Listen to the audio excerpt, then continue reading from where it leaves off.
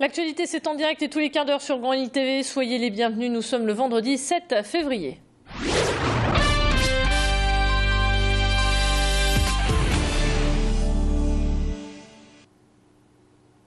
À la une de cette édition, la venue de Danielle Jourdain-Mininger à Lille. La présidente de la mission interministérielle de lutte contre la drogue et la toxicomanie est partie à la rencontre des associations et des représentants des services de l'État. L'occasion de rappeler les actions mises en place en septembre dernier pour lutter contre les drogues, mais aussi d'annoncer une belle enveloppe de 564 000 € qui servira à financer des actions de proximité dans la prévention ou encore la prise en charge des toxicomanes. La présidente attend maintenant des associations qu'elle présente des actions innovantes pour enrayer la consommation de drogue dans le Nord-Pas-de-Calais. Les orientations sont connues et j'espère beaucoup de la part de tous les partenaires, aussi les associations qui mettent en œuvre ces actions de prévention. J'espère beaucoup avoir des actions très innovantes. Nous avons par exemple tout un projet avec les étudiants relais pour accompagner les jeunes à l'occasion de ces soirées festives et pour faire un travail de prévention et d'accompagnement parce que ce sont des soirées festives qui sont très imprégnées d'alcool et de polyconsommation qui nous inquiètent beaucoup. Donc le financement de ces associations composées d'étudiants relais est une des actions que nous soutenons fermement. Et la présidente a également précisé que les salles de shoot ne verraient pas le jour à Lille.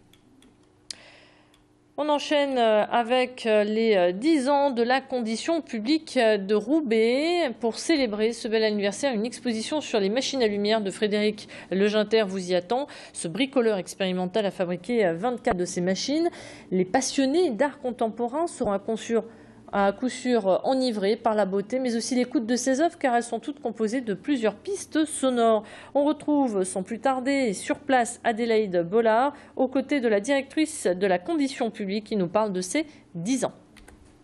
La condition publique fête cette année ses 10 ans et pour l'occasion, à partir de ce soir, la condition publique accueille l'exposition Les machines à lumière de Frédéric Leginter. Et pour l'instant, je suis à côté de Anne-Isabelle Vigneault, la directrice de la condition publique.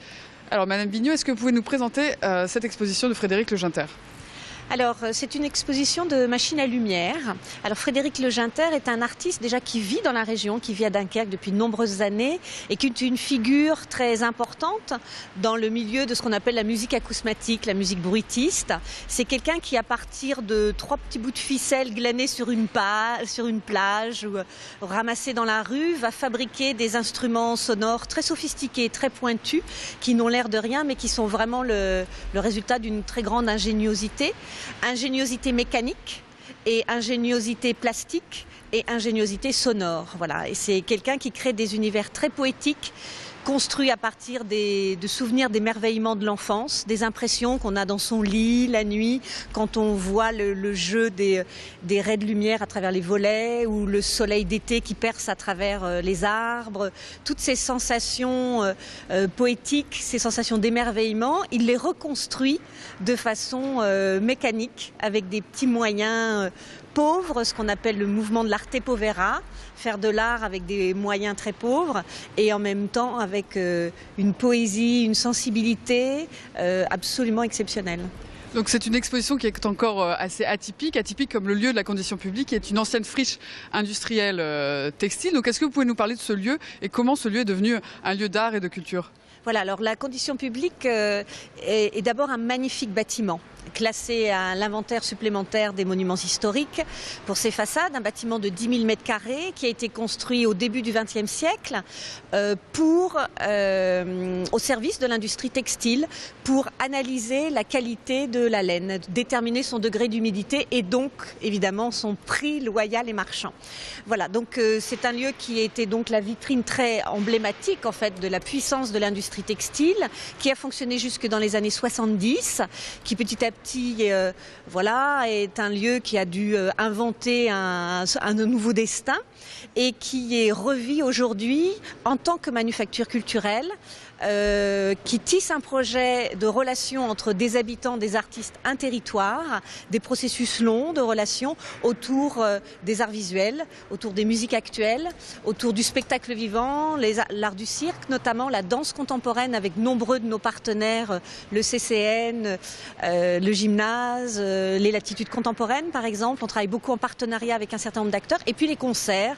Historiquement, c'est un lieu où, dans le passé, il y a eu des grands moments rassembleurs autour des musiques actuelles. Et nous continuons à travailler avec le Grand Mix, avec Abon Productions, avec la Cave aux Poètes. Et ça fait 10 ans maintenant que ça dure, puisque la Condition publique a été inaugurée en 2004 à l'occasion de Lille, capitale européenne de la culture. Là, l'exposition de Frédéric Legenter a lieu jusqu'au 20 mars ici ce soir. Le vernissage a lieu tout à l'heure à 18h30. Il sera suivi d'un concert à 20h. Donc venez nombreux ici à la Condition publique pour fêter les 10 ans. Voilà, profitez-en. On termine cette édition avec la réouverture du zoo de Lille. La fermeture périodique d'hiver s'achève et à partir de ce dimanche, le public pourra retrouver tous les animaux avec quelques nouveautés. Le décor a changé chez les singes avec l'arrivée de nouveaux abris plus grands et plus lumineux. Le zoo compte aussi de nouveaux pensionnaires avec la naissance d'un loris lent pygmée, 2 tamarins labiés et un chevretin maltais. Dans son programme municipal 2014, Martine Aubry n'envisage plus d'agrandir le zoo de Lille. Une grande déception pour l'élu écologiste Cyril Pradal, qu'on va écouter au micro de Macha Guenessen. C'est vrai que Martine Aubry a dit qu'il fallait arrêter les grandes dépenses et le parc zoologique est un grand projet pour la ville et pour la métropole. Aujourd'hui, c'est un peu mis en retrait. Voilà. Moi, j'attends quand même qu'il y ait le vote des Lillois. Il y a des projets qui portent plus le zoo que d'autres, notamment celui que je porte. Voilà. Et donc, nous verrons bien le choix qui sera fait devant les urnes. Ce parc zoologique est un véritable atout pour la ville et pour la métropole. Aujourd'hui, voilà, c'est un parc qui est aimé des Lillois, qui est un véritable succès parce qu'on aime la faune sauvage, mais on pourrait lui donner une réelle ambition pour la ville et pour l'agglomération en faisant un grand zoo de 12 hectares, 13 hectares, voilà, comme on l'avait prévu initialement. Fin de ce flash, à suivre à votre météo.